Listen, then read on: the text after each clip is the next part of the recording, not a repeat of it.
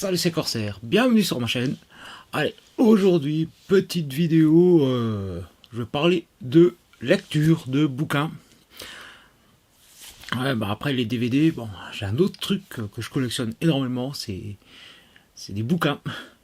Alors j'ai un peu de tout récupéré un peu à gauche, à droite. Alors je vais probablement faire comme pour la dernière vidéo avec les films, c'est-à-dire faire 2 voire peut-être 3 vidéos, ça dépend parce que j'ai beaucoup de trucs à présenter. Et je vais commencer par des trucs que j'ai trouvé alors au Cultura, Opus, enfin voilà, des comics. Alors est-ce que je commence à m'intéresser un peu aux comics, un truc que j'avais laissé assez de côté. Donc je vais commencer avec un truc que j'ai trouvé au Cultura. Donc tout beau, tout neuf, et c'est... En fait, je l'ai pris parce que je prends un peu en fonction des personnages, j'essaie d'avoir des histoires complètes, des bouquins un peu épais pour... voilà. Donc par... Alors je vais pas prononcer le nom de l'auteur, j'arriverai pas. Donc Harleen. Ouais, bien sûr. Donc Harleen. Voilà. Donc un bouquin consacré, enfin un comics consacré, voilà, aux origines de Harley Quinn. Donc c'est un personnage que moi j'aime beaucoup. Voilà, donc comment elle est passée de Harleen Quinzel à Harley Quinn, sa rencontre avec le Joker. Alors j'ai pas encore eu l'occasion de le lire. En tout cas, les dessins ont l'air sympas.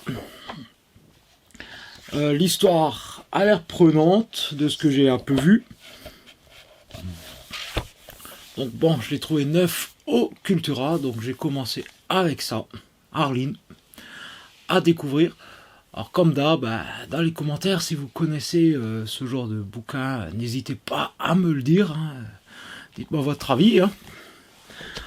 Ensuite, toujours trouvé chez Cultura.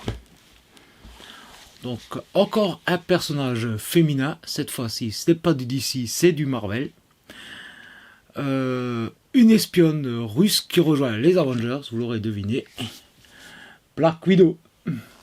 Voilà, donc la célèbre Natasha Romanoff.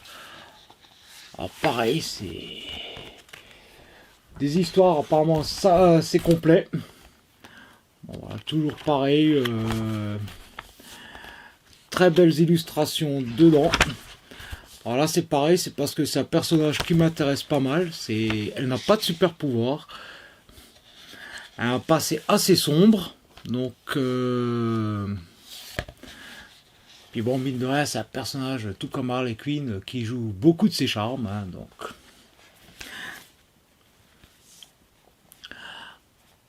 on va donc découvrir quelques petites histoires sur Black Widow. Ensuite, j'en ai un autre, tiens. Donc, Black Widow. Ce qu'ils disent d'elle. Alors ça, je l'ai trouvé au puce. Hein. Le truc, il est en super état. J'ai hésité à le prendre. Alors, c'est collection Le Côté Obscur, je ne connais pas du tout. Bon, c'est toujours pareil, hein, c'est du Marvel. Alors le gars il vendait ça 50 centimes, hein. J'en ai quelques-uns en main, j'ai hésité, quand il m'a dit 50 centimes, j'ai plus hésité longtemps, hein. J'ai pris ce que j'avais en main. Donc, encore un Marvel Comics Black Widow. Ensuite, chez le même vendeur, j'ai trouvé Wolverine versus Dents de Sabre. Donc voilà, Wolverine et Dents de Sabre. Donc Wolverine, tout le monde connaît, je pense, hein, chez les X-Men. Toujours, on a des très belles illustrations. Hein. Puis Wolverine reste un héros emblématique hein, chez Marvel. Et comme dit, à 50 centimes, je ne vais pas hésiter longtemps. Hein. Je trouve que c'est une bonne entrée en matière dans les comics, hein, parce que il y a tellement de runs, d'éditions, de trucs différents, qui a de quoi se perdre. Donc j'essaye de prendre un peu ça pour me familiariser un peu avec ces univers. Parce que moi je connais ça qu'à travers les films. Ensuite j'ai trouvé Thor versus Loki. Alors, on va me dire c'est peut-être pas forcément le meilleur des persos.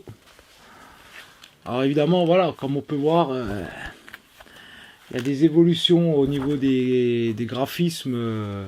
Parce qu'en fait je crois que ça regroupe des histoires de plusieurs générations, ces machins là.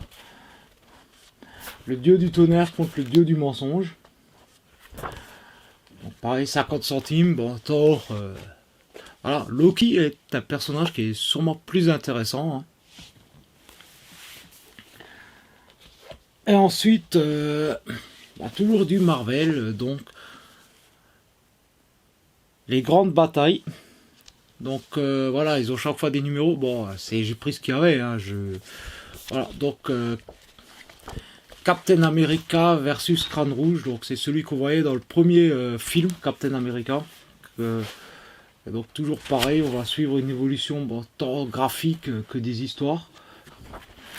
Donc ça permet d'avoir des petites histoires sympas sur des super-héros, de découvrir un peu leur univers. Et enfin, pour terminer avec justement les mangas, je vais rester chez Marvel avec Deadpool Massacre Marvel. Le célèbre Deadpool qui brise le 4e mur. Hein, Donc, il massacre Marvel. Bon, ça a l'air typiquement du personnage. Hein. Voilà, toujours des belles illustrations dedans.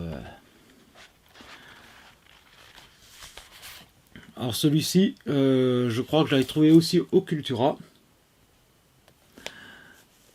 Donc 9. Voilà, et à chaque fois, il y a marqué la saga complète. Donc au moins j'ai une intégrale, j'ai un début, une fin, ce qui est pas mal. Hein, parce que c'est frustrant de ne pas avoir la suite. Hein. Et ensuite, Deadpool Wolverine. Donc, alors je sais pas. Bon, je pense que c'est peut-être par rapport à la sortie du film. Hein, parce qu'on voit des dessins qui ont l'air relativement modernes quand même dedans.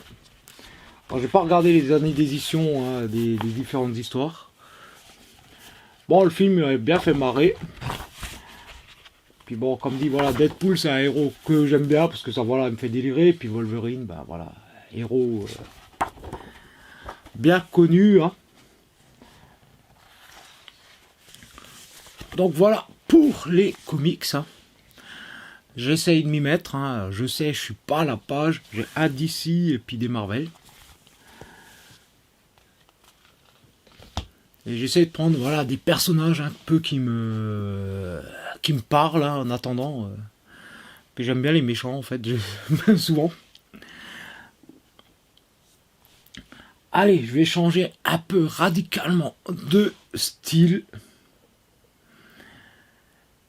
Et on va prendre des BD un peu plus classiques, on va dire. Alors j'ai fait un petit tour à une braderie de médiathèque. Donc ils vendaient ça à 1 € la BD. Le bouquin, alors, peu importe la BD, c'était 1 €. Alors ça va parler aux plus anciens. Hein. Voilà, la bande à Picsou, le trésor de l'Atlantide. Donc voilà, petite BD, petit format, voilà. On va retrouver nos héros de la bande à Picsou. Hein. Alors c'est assez sommaire comme BD. Bon, c'est plus pour le fun, hein, parce que bon, voilà, ça parle aux plus anciens, hein, dont moi. Voilà, avec Donald, Clark Jones, 1 €.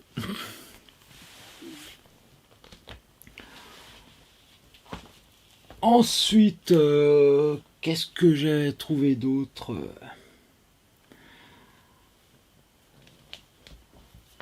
Allez, ça je l'ai trouvé au puce, Donald. Une petite BD de Donald. Alors, vu l'état, elle est pas toute jeune. Mais pareil, j'ai dû payer ça genre 1 ou 2 € hein, au puce. Voilà, les petites histoires de Donald, hein, parce que j'adore ce canard.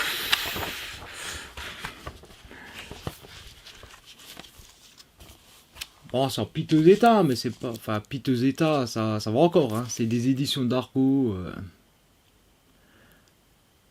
Dans la collection des Walt Disney.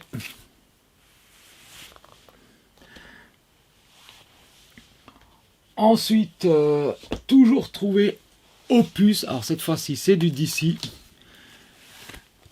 Les super-héros contre-attaque. Voilà, télé-librairie des deux coques d'or. Alors, demandez pas d'où ça vient. Alors, on voit parfaitement, voilà, les illustrations des années... c'est plus 60-70, hein, les super-héros, hein, Batman, Superman, Aquaman et compagnie. C'est vraiment les vieux designs. Hein, avec les vieux méchants, avec leur vieux design. Hein. Alors, c'est pas vraiment de la BD, hein, c'est du bouquin illustré. Hein. Alors, sans le vieux. Hein. Mais bon, pareil, pour 2 €, je crois. C'est une petite page d'histoire.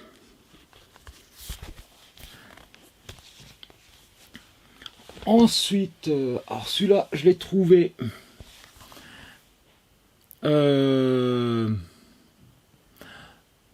chez Emmaüs. Alors je vais vous montrer que la couverture, pas l'intérieur, parce que à mon avis YouTube va pas l'aimer. Et d'ailleurs la couverture va falloir que je planque une partie. Hein. Parce qu'à mon avis, ouais, c'est encore que, hein, voilà. Les aventures de Zizi et Peter Pan. Alors, je crois que j'ai payé ça, je crois, 1 €. Je sais même pas si ça a coûté 1 € ce machin en fait. Bon, allez, vite fait la couverture. Oui, c'est de la BD érotique, mais c'est vraiment juste pour le délire, pour le fun. Je suis tombé là-dessus, je me suis dit, ouais, c'est marrant quoi. Pourquoi pas. C'est vraiment des trucs des années, je sais plus qu'il y a une date de parution là-dedans. 79. Voilà, c'est un peu les délires de ces années hippies. C'est juste vraiment pour le fun. Allez, on continue. Alors, du grand classique. Alors, celui-là, je l'ai acheté neuf. Le dernier, Lucky Luke. Alors, ça fait un moment que je l'ai, celui-là. Voilà, un cow-boy sous pression. Alors, ça, c'est simplement parce que depuis tout gamin, j'ai Lucky Luke, que j'ai la collection complète. Donc, maintenant, au fur et à mesure, bah, quand il y a un album qui sort, je le complète. Je dois avouer que les derniers commencent un peu à... Ils sont pas géniaux. Mais voilà, c'est vraiment pour terminer la collection, hein, compléter la collection au fur et à mesure. Hein. Il y a une centaine d'albums, ce serait un peu couillon de ne pas avoir le dernier. Hein. Donc voilà, ça fait partie des BD grands classiques. Hein. Ensuite, un truc qui va parler aux nostalgiques.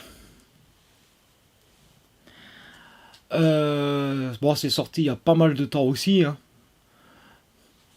Mais bon, vu que c'était dans la pile, je me dis, ouais, autant que je le présente avec. Hein. Donc voilà, la BD Captain Flamme, l'Empereur éternel.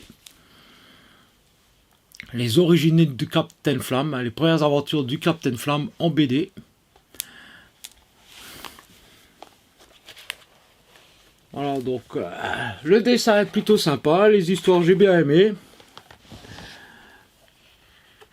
Ça se lit très facilement, je trouve que c'est plutôt bien illustré. Alors certes, il y a parfois des petits défauts, des machins, mais il y en a qui reprocheraient, j'ai vu des critiques qui reprochent le design de Mala et Nono. Mais franchement, pour les fans de du Captain Flamme, ça vaut le coup. Hein. Je crois que c'est le même éditeur que celui qui avait fait la BD Goldorak. Donc ça vaut vraiment le coup, c'est plutôt sympa. Et c'est sur celle-ci que je vais arrêter cette partie de la vidéo. Et donc je vous dis, comme d'hab, bah, n'oubliez pas dans les commentaires à me dire ce que vous en pensez. Hein. Et donc bah, je vais faire très rapidement la suite de cette vidéo avec le reste. Allez, ciao!